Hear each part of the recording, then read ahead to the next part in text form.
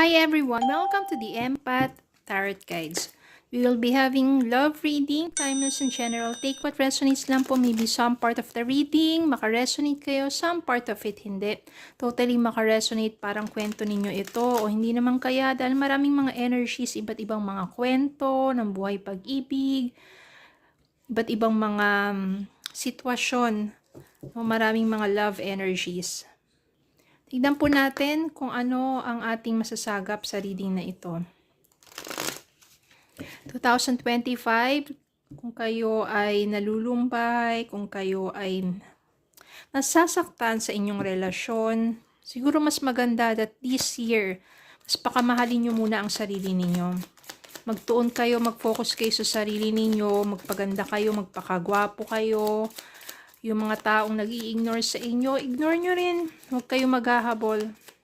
Because begging, chasing people, nagpapababa lang yan ang vibrations ninyo. Mag-focus kayo sa sarili ninyo. You will become more attractive sa maraming mga blessings ng buhay ninyo.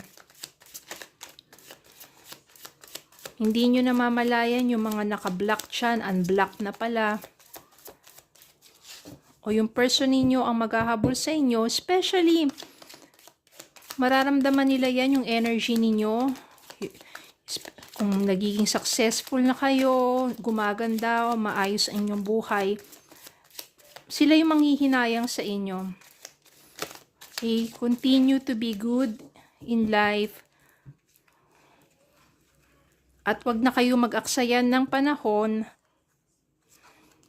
waste time sa pag-chase ng mga person ninyo, at wag din kayo mag-aksaya ng panahon, yung mga low vibrations na yan, no, yung parang araw-araw na lang na nakalugmok ang inyong muka. Natural lang yan, you feel the pain, you're emotional, diba? Palagi lang kayo magdasal para bigyan kayo ng lakas, ng kalooban, na tumindig muli at to move forward with your life. Okay, we have here Ace of Pentacles, Justice, King of Swords, Two of Wands, the Devil, the Tower, Ten of Swords, Seven of Pentacles, and Page of Pentacles. Kuha pa tayo ng isa. Bottom of the deck, Three of Wands. Dito makikita na agad merong Devil, saka Tower. Tapos merong Ten of Swords. So, ibig sabihin nito, napaka-toxic ng inyong karelasyon, na naging toxic ang inyong relationship. Tuluyan na nawasak ang inyong pagsasama dahil hindi na talaga naging healthy pa. Palagi nagtatalo. Siguro yung person ninyo, ang daming kasinungalingan. Nandito, naapektuhan na ninyong mental health. Ang daming cheating dito or obsession. Mga negative obsession na yan. Tapos tuluyan na. Ito yung matinding pagbabago na nangyari sa buhay ninyo. Yung change dito na paghihiwalay, parang malaking disaster talaga. Kaya tuluyan ng painful endings dito. Oh. Ang maganda dito kasi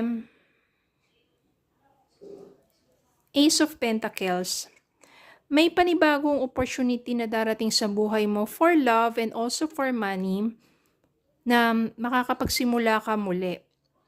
O kung maraming sabihin natin dito, involved din yung money, kaya ganun din nangyari sa inyo ng person mo. Pagdating dito, na nagkahiwalay na kayo, babangon ka muli, maraming opportunities ang darating sa'yo, maaring bagong trabaho, bagong negosyo, bagong mapapagkakitaan. Makakamtan mo ang hustisya dahil sa iyong kasipagan, dahil sa iyong pagiging positibo. Ito yung sinasabi ko na make investment sa sarili ninyo. Mag-invest kayo para sa sarili niyo, huwag kayong mag-invest dun sa person, huwag kayong mag-invest ng emotions, ng oras na kakaiyak dun sa person ninyo, na sabihin ninyong cheater naman, 'di ba? Yung person ninyo na iniwan kayo, pinagpalit kayo, huwag kayong mag-invest ng panahon at huwag kayong mag-aksaya ng energy doon. Mag-invest kayo sa sarili ninyo, magpakasipag kayo para makahanap kayo o magkaroon kayo ng magandang hanap buhay. At hindi naman maglalaon na inyong pagsusumikap, makakamtan ninyo yung rewards niyan. You will harvest. Kung ano rin tinanim ninyo, inyong aanihin. Lalong-lalo na pagdating sa money. This 2025, I can sense here na marami sa inyo ang uunlad. Dahil pag nag-focus kayo sa sarili ninyo at nag-invest kayo sa sarili ninyo, you will reap the rewards. Maraming uunlad dyan. Kaya namin sinasabi ko na yung person ninyo na yon, manghihinayang yan lalo na kapag nakabalita yan na itong taong iniwan niya, itong taong pinagpalit niya ay umasenso, umunlad at napakaganda ng daloy or ng ayos ng kanyang pamumuhay. Manghihinayang yan sa inyo. Also plan for travel because this is a good year for you to travel, to explore. Maraming mga iba't ibang mga lugar dyan na kung saan makakatulong for you to move forward with your life. Here's another plan or travel abroad. No, nandiyan na yung darating yung kumpiyansa mo sa sarili mo na kayang-kaya mo explore without that person. Then you will meet someone. Itong Page of Pentacles ito, another investment na naman to. So, it's more of investment para sa sarili ninyo, money. And darating din yung time na makikilala mo tong person na to. Si King of Swords. Siya yung honest, intelligent to. Baga, thoughtful to, intelligent. And kapag palagi mo siyang kausap, no, parang ang dami mong natututunan sa kanya. Napaka-cool lang niya. Napaka-intelihente niya. And honest tong taong to. O, nagsasabi siya ng katotohanan. Hindi siya nagbabalat kayo lang. Makikilala mo tong taong to at dun mo maiisip na oo nga. No, parang yung mga pinag-aksaya mong panahon dun sa person mong cheater. No, dun mo marirealize na dapat nag-move forward ka na agad. Anyway, may mga dahilan naman talaga ang mga nangyayari sa inyong buhay. And King of Swords, siya maaaring maging new person mo at marami ka matututunan dito. Dito mo mararamdaman yung meron pa palang taong totoo, meron pa palang tao na magmamalasakit, pagmamahal sa'yo at yung totoo, tunay at tapat sa'yo. Kaya naman, when you explore, when you invest sa sarili mo, makakamtan mo yung justice. Ibig sabihin dito, ito yung truth, yung honesty with this new person na itatrato ka ng tama. Kaya naman, mabibigyan ng panibagong pag-asa at ligaya yung puso mo. Well, this 2025, manifest for that kind of relationship, for that kind of person. Kung nais mo naman bumalik pa sa'yo yung person mo, manifest na nagbago na yung person mo. And while manifesting, huwag kayong mag-chase sa kanila, hayaan nyo lang sila. Kasi marami yung pagdadaanan sa buhay nila kung saan marirealize nila yung mga naging pagkakamali nila. And that's the time na siguro kapag nakapagbago sila, at kung yun talaga itinadhana sa inyo, babalik sila sa inyo na may malaking pagbabago at mas magiging maayos ang inyong pagsasama. Pero hanggat hindi pa sila natututo sa kanilang buhay at ganun pa rin naman, kung bumalik sila sa inyo, baka mamaya maging mas hindi lang maganda ang inyong pagbabalikan. Diba? Nandun pa rin yung immaturity, away-bate, nandun pa rin yung pagiging sabihin na liar or cheater, diba? So, ganun lang din, uulit lang din. So, mas maganda, when you manifest that your person will come back to you, manifest mo rin na meron ng malaking pagbabago, magandang pagbabago dun sa person mo. At dun din sa'yo, kung ano man yung natutunan mo. Okay?